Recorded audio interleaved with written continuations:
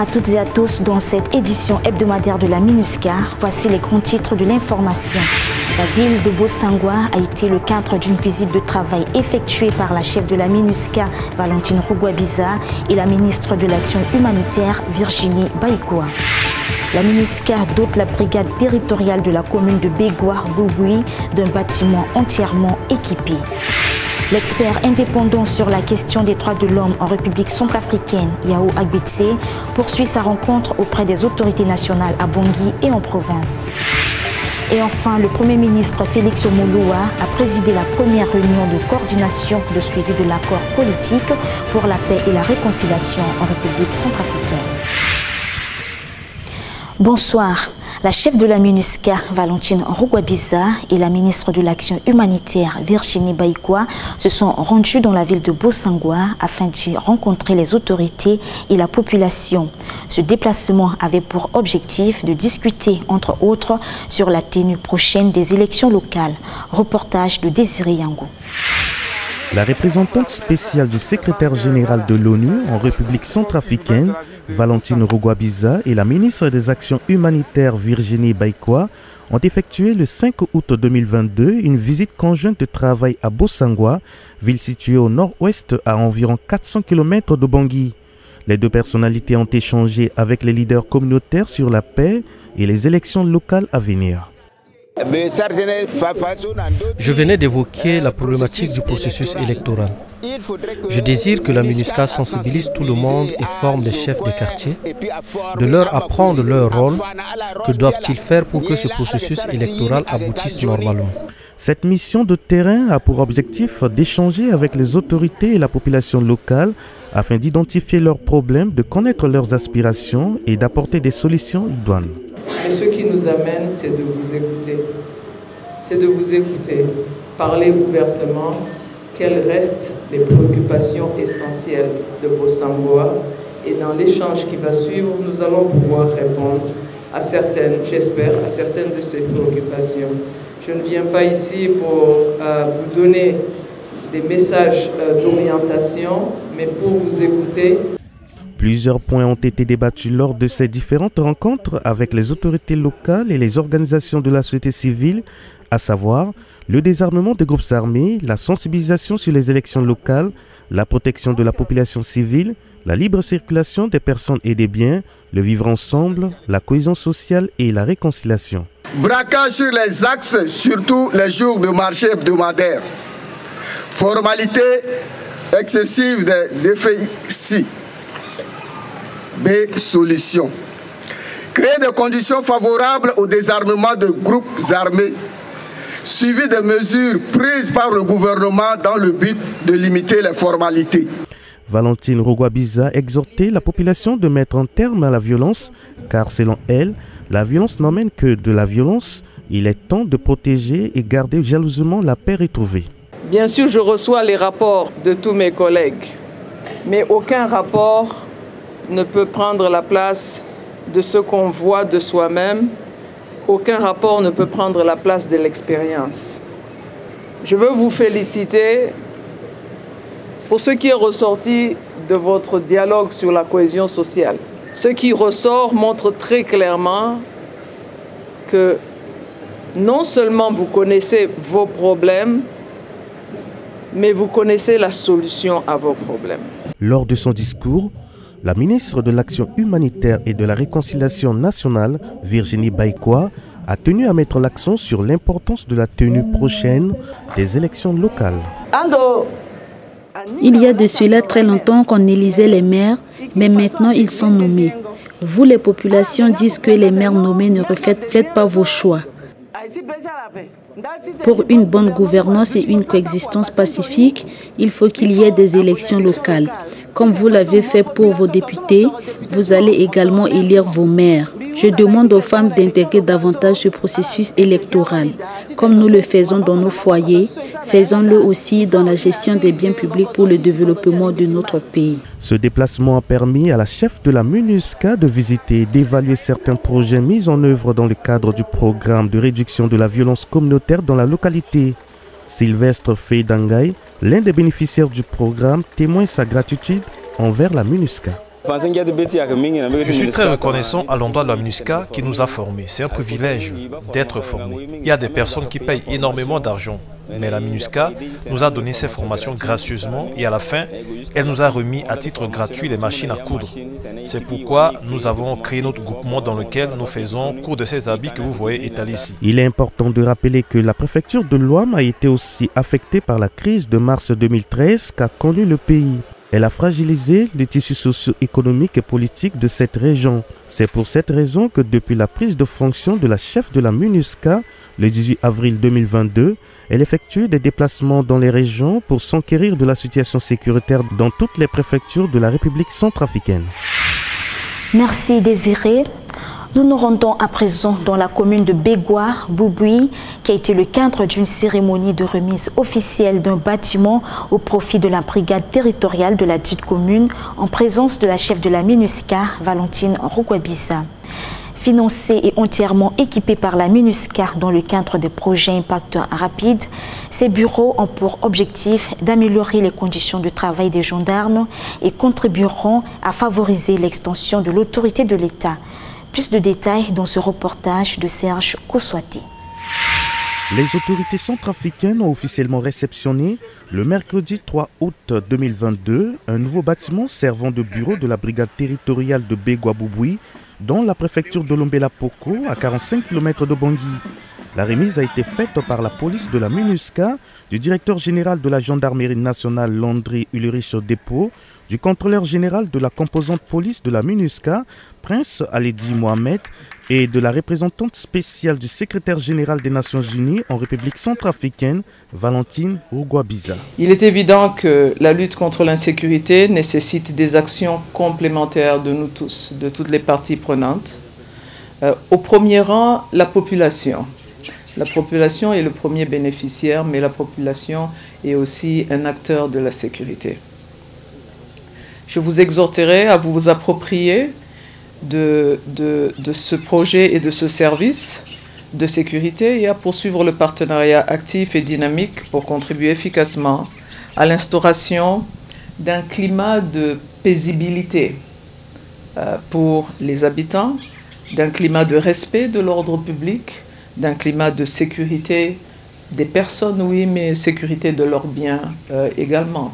Cette remise de bâtiments s'inscrit dans le cadre de l'exécution du mandat de la MINUSCA, qui est celui d'appuyer et d'accompagner le gouvernement centrafricain dans la restauration de l'autorité de l'État. Ce geste vise à apporter un appui à la mise en œuvre du plan de renforcement des capacités des forces de sécurité intérieure, au déploiement des forces de sécurité intérieure, à la préservation de l'intégrité territoriale, au renforcement du niveau de sécurité et pour l'amélioration des conditions de travail au personnel. Ce bâtiment, construit grâce aux efforts combien louables de la MINUSCA, dont le coût de ces travaux s'élève à 44 883 373 francs CFA, constitue un bien national qu'il nous appartient de protéger ensemble, nous, population, avec le soutien des forces en place pour garantir notre quiétude commune. Aussi, je me dois de rappeler encore une fois aux usagers et aux bénéficiaires de cette infrastructure, je veux citer les agents et la population, qu'il est désormais de notre responsabilité de la maintenir en l'état pour notre bien à tous. On ne le répétera jamais assez, la sécurité est le gage de la paix. À titre de rappel, la MINUSCA, à travers sa composante police, a appuyé les forces de sécurité intérieure centrafricaines dans l'élaboration des lois organiques, le recrutement additionnel de 1000 éléments des forces de sécurité intérieure et pour la période de 2021-2022. La chef de la MINUSCA, Valentine Rugwabisa, a salué le grand sacrifice consenti par les forces de sécurité intérieure qui sont souvent déployées dans des conditions difficiles. La MINUSCA continuera à soutenir le processus de redéploiement des forces de défense et sécurité sur tout le territoire centrafricain, aux fins de poser les bases du maillage territorial du personnel de la gendarmerie nationale et de la police nationale. Ce maillage favorisera la création de conditions favorables au retour volontaire des populations déplacées et des réfugiés dans leur foyer, dans leur terre d'origine, dans leur terre natale et dans leur communauté d'origine. Ceci pour garantir un climat de réconciliation et de confiance qui est absolument indispensable à la paix et la stabilité durable en République centrafricaine. De 2014 à 2022, la MINUSCA, à travers sa composante police, a contribué au retour de l'autorité de l'État en République centrafricaine en mettant en œuvre plus de 51 projets d'un montant global de plus de 2,5 milliards de francs CFA. Le Premier ministre Félix Molowa a présidé la première réunion de coordination du suivi de l'accord politique pour la paix et la réconciliation en République centrafricaine. Cette réunion a regroupé les membres du gouvernement ainsi que des partenaires internationaux tels que la MINUSCA. Un reportage de Désiré Yangou et de Merveille Nuela Mada. Le 3 août 2022, le Premier ministre, chef du gouvernement, Félix Molowa, a présidé la première réunion stratégique de coordination du suivi de l'accord politique pour la paix et la réconciliation en République centrafricaine et de la feuille de route de Luanda. Cette rencontre a regroupé les membres du gouvernement ainsi que des partenaires stratégiques, dont la représentante spéciale du secrétaire général des Nations Unies en République centrafricaine, Valentine Rugwabiza, et le représentant spécial et chef du bureau de l'Union africaine en République centrafricaine, Mathias Bertino Matondo. Ce fut l'occasion pour le gouvernement de se mettre en accord avec les partenaires stratégiques sur les nouveaux éléments relatifs au suivi du programme désarmement, démobilisation, réintégration et rapatriement DDRR, ainsi que sur l'accord politique pour la paix et la réconciliation APPR-RCA et la feuille de route de Luanda. C'est sur les directives que le président de la République, chef de l'État, a donné au Premier ministre de pouvoir réunir tous les partenaires et les sectoriels impliqués dans la recherche de la paix en République centrafricaine pour nous convenir d'un cadre commun de concertation, d'une meilleure coordination de tout ce que nous faisons, que ce soit au DDR, que ce soit à l'APPR, que ce soit à la feuille de route de Luanda dont vous avez entendu, parce que les pays de la sous-région aussi se sont réunis pour se pencher sur notre sort. Eh bien, le chef de l'État a demandé que tout cela soit mis en commun à travers une approche que le Premier ministre doit coordonner pour lui rendre compte. Rappelons que l'accord politique pour la paix et la réconciliation en République centrafricaine APPR-RCA a été signé le 6 février 2019 à Bangui par le gouvernement centrafricain et 14 groupes armés. La feuille de route pour la paix en République centrafricaine a été signée à Luanda en septembre 2021 sous les auspices de la conférence internationale pour la région des Grands Lacs. Merci Désiré et Merveille. Yao Agbedse, expert indépendant de l'ONU sur la question des droits de l'homme, en visite de travail en République centrafricaine depuis le 27 juillet 2022, effectue une série de rencontres auprès des autorités nationales à Bangui ainsi qu'en province. Au centre des échanges, bien entendu, la situation des droits de l'homme dans le pays. Plus de détails avec Constantin Josias Ngoutenti et Serge Mbilika. Arrivé à Bangui le 27 juillet 2022, l'expert indépendant des Nations Unies sur la situation des droits de l'homme en République centrafricaine, Yao Agbedse, a entamé une série de visites auprès des autorités centrafricaines pour échanger sur l'évolution de la situation des droits de l'homme dans le pays. Il a été reçu par le président de l'Assemblée nationale, Mathieu Simplice Sarandi, le 1er août 2022 et s'est rendu par la suite dans la ville de Bria. Accueilli sur place par le secrétaire général de la préfecture de la Haute-Koto, Belapo Magloire, l'expert indépendant des Nations Unies, a échangé avec les autorités locales et la population sur la question des droits de l'homme dans la Haute-Koto en général et de Bria en particulier. Je me suis fait un agréable devoir de pouvoir me déplacer ici à Bria et d'écouter la population. Et évidemment, la population exprimait un certain nombre de préoccupations concernant la restauration de l'autorité de l'État, certes au niveau de Bria, mais également la nécessité de voir dans quelle mesure cette restauration de la sécurité puisse concerner aussi la périphérie. Fatime Boukar, président des forums des droits de l'homme et président de l'association de victimes de Bria, se félicite de cette visite de l'expert indépendant des Nations Unies, mais exprime sa préoccupation au nom des victimes par rapport aux multiples violations des droits de l'homme à Bria et ses périphéries. Nous ici en Haute-Koto, surtout à Bria, ça va un peu. il n'y a pas de problème, nous sommes bien. Mais dans le périphérique, il y a beaucoup de taux de violence. Beaucoup même, et les femmes dorment par terre. Quand tu ailles là-bas, il y a trop de violations des droits de l'homme. Cette visite à Bria de Yao Agbitse s'est poursuivie à Bangui par la rencontre avec Sylvie Baipo-Témon, ministre des Affaires étrangères, en présence d'autres membres du gouvernement. Il a aussi rencontré le Premier ministre, chef du gouvernement, Félix Moloa. Nous avons discuté des questions concernant la situation des droits de l'homme en République centrafricaine. J'ai fait part au Premier ministre des avancées que nous avons constatées, des développements positifs dans le pays par rapport à un certain nombre de mesures qui ont été prises. J'ai également relevé les préoccupations qui sont les miennes, les témoignages que j'ai pu recueillir, par exemple hier lorsque j'étais à Bria. Ma rencontre avec la population a fait émerger un certain nombre de questionnements et d'interrogations, et je me suis fait le devoir de porter ces questions et ces questionnements auprès du Premier ministre. Sylvie Baipo-Témon, ministre des Affaires étrangères et des Centrafricains de l'étranger, demande à la communauté internationale de poursuivre leurs appuis afin de réduire la capacité nuisible des groupes armés et de continuer à appuyer la République centrafricaine sur les efforts que mène le gouvernement dans le cadre de la mise en œuvre de ses engagements en matière de protection et de promotion des droits de l'homme. Nous avons parlé des sujets des droits humains en République centrafricaine.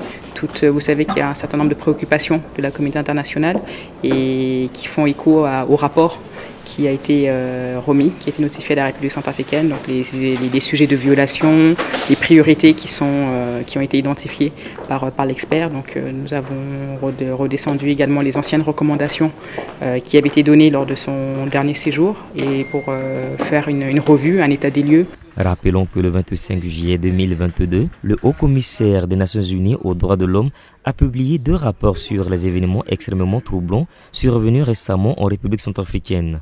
Le premier présente en détail les faits entourant l'attaque brutale et organisée d'un village par une milice pro-gouvernementale, tandis que le second décrit comment certains groupes armés ont perpétré des actes récurrents de violence sexuelle de manière systématique et généralisée. La MINUSCA appuie l'ensemble des mécanismes onusiens de protection des droits humains en République centrafricaine, y compris l'expert indépendant sur la situation des droits de l'homme. La division des droits de l'homme a pour mission de promouvoir et de protéger les droits de la personne humaine dans le cadre de la mise en œuvre du mandat global de la MINUSCA, comme le spécifient les résolutions 2149 de 2014, 2217 de 2015 du Conseil de sécurité des Nations Unies.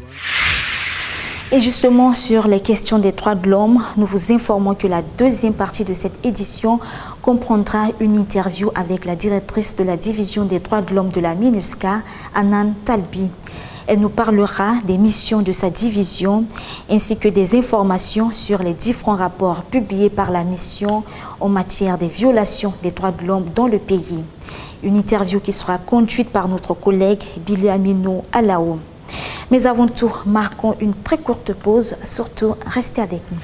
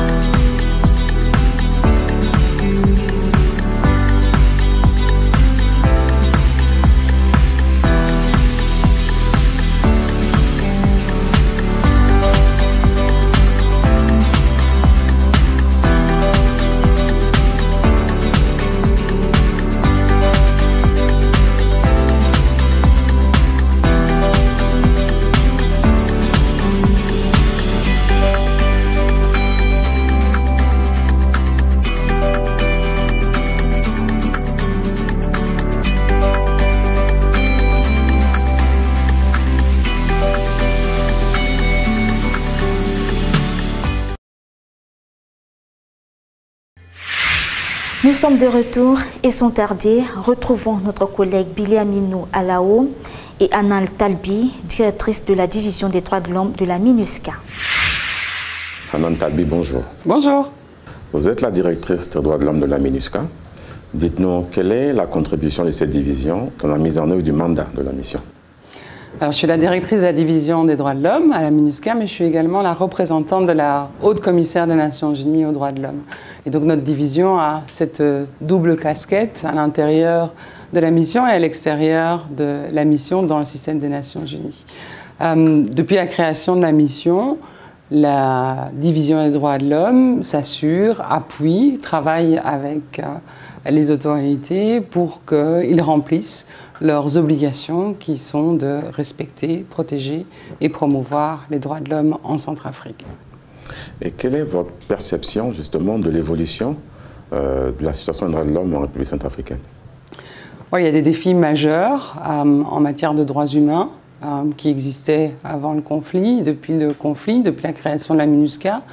On focalise beaucoup notre travail de monitoring. Le monitoring, c'est la surveillance sur les droits civils et politiques, et on continue à documenter à travers nos bureaux de terrain. Donc nous sommes implémentés sur 12 bureaux de terrain dans tout le pays, sur les préfectures, des violations, en particulier des meurtres, des exécutions sommaires, des détentions illégales, mais également des violations liées aux enfants et des violences sexuelles, et ce, par toutes les parties au conflit.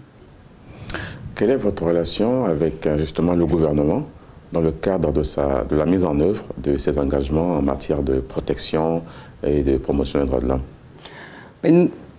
On a un engagement qui est constant avec le gouvernement, une communication qui est constante. Notre travail de surveillance, notre travail de monitoring sert à informer ceux qui ont cette obligation de promouvoir, protéger et respecter les droits de l'homme. Et donc c'est pour ça qu'on fait ce monitoring. Ce n'est pas une fin en soi, c'est pour pouvoir permettre au gouvernement d'être informé et de pouvoir prendre les mesures nécessaires. La communication est constante ici, essentiellement à travers le ministre de la Justice, qui est également le ministre des Droits humains, mais également à travers nos bureaux de terrain, puisque dans les préfectures, l'État est également représenté. Est-ce que vous avez des activités avec les organisations de défense des droits de l'homme?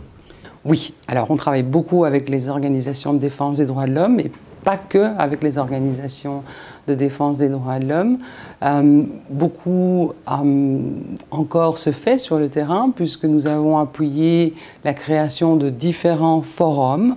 Alors, ces forums, ce sont des défenseurs des droits de l'homme, des associations de victimes, des gens qui sont impliqués dans la société civile et avec qui on travaille, qu'on appuie afin qu'ils puissent eux-mêmes surveiller, eux-mêmes monitorer, mais également faire des alertes précoces, puisque la mission a aussi un rôle de prévention des droits de l'homme.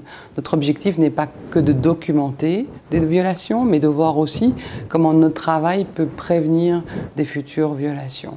Donc on travaille avec eux avec ce double principe, qui est le principe d'autonomie et d'indépendance. Nous sommes des partenaires. Et sur un autre plan, la République centrafricaine va organiser bientôt des élections locales. Est-ce que votre division a un rôle à jouer dans ce processus? La division a évidemment un rôle à jouer. On n'observe pas les élections, on n'a pas de mandat d'observation en tant que tel. Ceci étant dit, les périodes électorales sont des périodes où certaines difficultés en matière de droits de l'homme peuvent être particulièrement exacerbées. Par exemple, la division, depuis en fait déjà plusieurs années, et aussi pendant les élections précédentes, a eu une attention particulière sur les questions de discours haineux. Et donc en développant un cadre de surveillance sur le discours haineux, de nouveau, ça nous permet de faire des rapports, qu'ils soient publics ou pas publics, d'échanger avec les autorités et de les informer pour qu'ils puissent prendre ces mesures nécessaires à assurer que ces élections se passent dans le plus grand calme. Quelle est la contribution de la division des droits de l'homme dans la réussite de la justice transitionnelle dans le pays? C'est un axe important, la question de la justice transitionnelle de notre travail. Donc on surveille, on appuie les autorités, on travaille avec la société civile. Et le quatrième axe le plus important, c'est vraiment la question de la justice transitionnelle.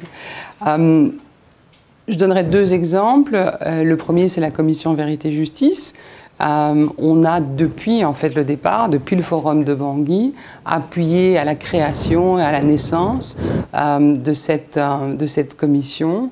Pas plus tard qu'il y a quelques semaines, nous avons par exemple appuyé la commission Vérité-Justice à aller à la rencontre des Centrafricains et des Centrafricaines en dehors de Bangui pour pouvoir vulgariser leur mandat. Avec le PNUD, une autre agence du système des Nations Unies, on fait beaucoup d'appui technique également à la Commission. Le second exemple, c'est notre travail essentiellement technique, d'appui technique avec la CPS qui est ici à Bangui. Vous êtes très occupé et vous êtes très structuré. Justement, quels sont les atouts et les défis de votre division dans la mise en œuvre de son mandat? Bon, je suis très occupée, mais c'est essentiellement mon équipe qui est très occupée, puisqu'on a 72 staffs qui font ce travail essentiellement à l'extérieur de Bangui, mais aussi les équipes de la protection de l'enfance et celles qui sont spécialisées sur les violences sexuelles liées au conflit. Donc c'est un travail collectif. Je pense que c'est aussi important de leur rendre un peu tribut ici. Deux niveaux peut-être de difficultés. D'abord, le pays est grand, on est beaucoup, on est 72, mais c'est parfois difficile d'accéder aux victimes. En matière de droits de l'homme, ce qui est important, c'est ce qu'on appelle cette approche basée sur la victime, cette approche basée sur les droits de l'homme. Et vous ne pouvez pas avoir d'approche basée sur les droits de l'homme si vous n'allez pas à la rencontre de la population. Donc c'est parfois difficile d'y aller, parce qu'il y a les raisons climatiques, il y a dans l'Est la présence d'engins explosifs, et puis parfois ceux qui ont commis des violations des droits de l'homme nous barrent le chemin, mais on trouve toujours des solutions pour assurer que ces victimes qui ont subi des violations des droits de l'homme puissent avoir la parole. La deuxième, et c'est peut-être la plus importante, c'est l'incompréhension qu'on peut avoir par rapport au mandat de la division des droits de l'homme ou du Haut-Commissariat en tant que tel. Je vous l'ai dit, on est là aussi pour appuyer. Notre monitoring sert à informer, pour assurer une meilleure réalisation des droits de l'homme. Mais les droits de l'homme, ce n'est pas seulement la conséquence d'un conflit, c'est aussi les causes d'un conflit. Dans une situation où on réalise les droits de l'homme, on arrive beaucoup plus difficilement à une situation de conflit. Donc c'est important de comprendre que les droits de l'homme sont centrales dans le travail des Nations Unies et que ce n'est pas qu'une conséquence, mais aussi une cause qu'il faut adresser pour prévenir un conflit et des futures violations.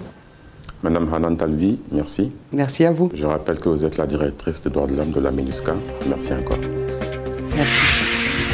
Merci Billy Aminou Alao. Cette édition est à présent terminée. Merci de nous avoir suivis et au plaisir de vous retrouver la semaine prochaine. À bientôt.